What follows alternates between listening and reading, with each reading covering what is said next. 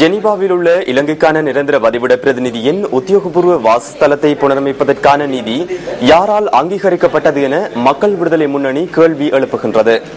இந்த விவகாரம் தொடர்பான உரிய விசாரணைகளை நடத்துமாறு அரசாங்கத்திடம் மக்கள் விடுதலை முன்னணி கோரிக்கை விடுத்துள்ளது. இது சேறு அல்ல. இந்த ஒப்பந்தத்திற்கான 180 லட்சம் ரூபாய் சிறு தொகை அல்ல. 1,19,250 சுவிஸ் பிராங்க் ஆகும். சுவிஸ் பிராங்க் ஒன்றின் தற்போதைய பெறுமதி 140 ஆகின்றது. இந்த பெறுமதியின் அடிப்படையில் மதிப்பீடு செய்யும் போது 18 மில்லியன் ரூபாவுக்கும் அதிகமாகும். அப்படியானால் 180 லட்சத்துக்கும் அதிகமான தொகையே பயனற்ற விடயத்திற்கு செலவிடப்பட்டுள்ளது. இதன் முதலாவது கட்டணம் 2009 ஆண்டு டிசம்பர் மாதம் 22ஆம் தேதி அளவில் செலுத்தப்பட்டுள்ளது.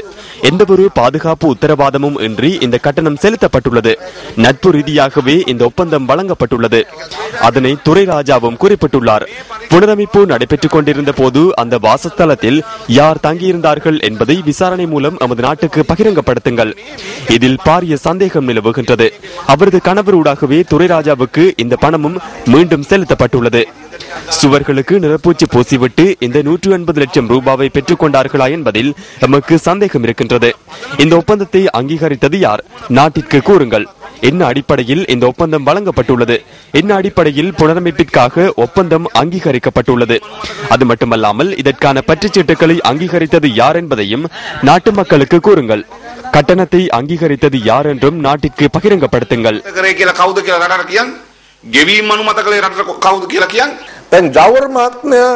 ஜெனீவாவில் உள்ள எமது உயர்ஸ்தானிகர் அலுவலகத்தில் ஜவுஃபர் சில மாதங்கள் கடமையாற்றினார். ஜூலை மாதம் 16ஆம் தேதி என்னை பதவி நீக்கியமையே அதற்கு காரணமாக அமைந்தது. ஆகஸ்ட் முதல் வாரத்தில் கொழும்பை வந்தடைந்தேன். நவம்பர் மாத நடுப்பகுதியில் ஷெனுகா செனவிரத்ன பதவியை பொறுப்பேற்றார்.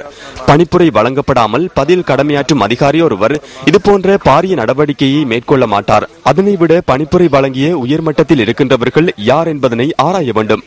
அது மட்டுமன்றி இந்த விடயத்தில் பின்பற்ற வேண்டிய சில வழிமுறைகள் உள்ளன. உயர்ஸ்தானிகர் அலுவலகத்தில் உள்ள 3 அதிகாரிகளை கொண்ட டெக் இவலுவேஷன் கமிட்டி என குழு ஒன்றை நியமித்து அவர்களூடாக இந்த வாசஸ்தலத்தில் காணப்படுகின்ற குறைபாடுகள் ஆராயப்படும். அதன் பின்னரே அவர்கள் அது குறித்து தீர்மானிக்கின்றனர். இதன் பின்னர் 3 விலைமனு கோரப்படும்.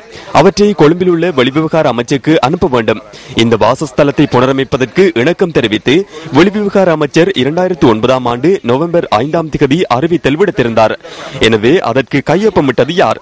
விலைமனு கோரிய நடைமுறையை முன்னெடுப்பதற்கான அந்த டெக் குழு அங்கு இருக்கவில்லை என கணக்காய்வு அறிக்கையில் தெரிவிக்கப்பட்டுள்ளது. டெக் இவலுவேஷன் கமிட்டி ஒன்று இல்லாமல் எவ்வாறு கொழும்பில் இருந்து கொண்டு தீர்மானிக்க முடியும்? உரிய நடைமுறை பின்பற்றப்படவில்லை. எனினும் பரவாயில்லை, நிதி ஒதுக்கீட்டை மேற்கொள்ளுங்கள் என பதில் கடமையாற்றுகின்ற அதிகாரி ஒருவரால் கொழும்பில் உள்ள வெளிவிவகார அமைச்சுடன் தொடர்பு கொண்டு கூற முடியுமா? அந்த குழுவின் அறிக்கையில் 4வது காரணியின் பிரகாரம் விடுதலை புலிகளுடனான தொடர்பு மற்றும் செயற்பாடுகள் தொடர்பில் துரைராஜா சுவிஸ் அதிகாரிகளால் கைது செய்யப்பட்டிருந்தார். இதனை கணக்காய்வு குழுவினர் கூறுகின்றனர். கொழும்பில் இருந்து சென்ற சிரேஷ்ட அதிகாரி ஒருவரின் தலைமையிலான கணக்காய்வு குழு இந்த பிரச்சனையை வெறுமனே கருத்தில் கொண்டு செயற்பட முடியுமா? அதன் பின்னர் இந்த அறிக்கைக்கு என்ன நேர்ந்தது? தேசிய பாதுகாப்பு தொடர்பில் இதில் பிரச்சனை காணப்படுகின்றது. அறிக்கை ஒன்று காணாமல் போயுள்ளது. பொறுப்புக்கூறல் தொடர்பிலும் இங்கே கேள்வி எழுகின்றது. நிதி செலவினம் குறித்து பிரஜை ஒருவர் அறிந்து கொள்வதற்கான உரிமைக்கான அடிப்படை தர்மம் இந்த விடயத்தில் காணப்படுகின்றது.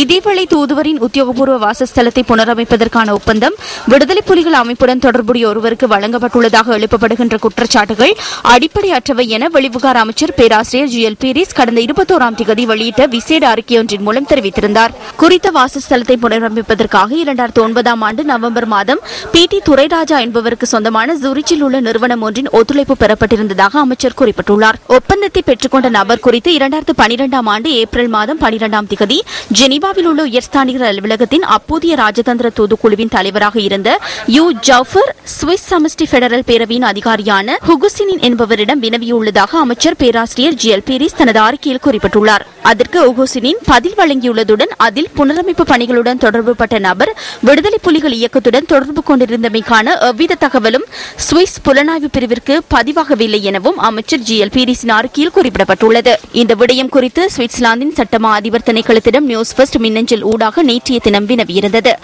பணப்பரிமாற்றம் மற்றும் குற்ற செயல்களுடன் தொடர்புடைய அமைப்புடன் தொடர்பு பட்டிருந்த குற்றச்சாட்டின் கீழ் கைது செய்யப்பட்ட 10 பேர் தொடர்பான விசாரணைகள் தொடர்ந்து முன்னெடுக்கப்பட்டு வருவதாக சுவிட்சர்லாந்தின் சட்டம் அதிபர் திணைக்களத்தின் பேச்சாளரான ஜினெட் பாமர் நியூஸ் ஃபர்ஸ்டுக்கு பதிலளித்தார். 2011ஆம் ஆண்டு பதிவு செய்யப்பட்ட இந்த வழக்கு குறித்து குற்றப்பத்திரிகை தாக்கல் செய்யும் வரை இந்த விடயம் தொடர்பான எவ்வித செய்தியையும் வெளியிட முடியாது என சுவிட்சர்லாந்தின் சட்டம் அதிபர் திணைக்களம் மேலும் குறிப்பிடுகின்றது.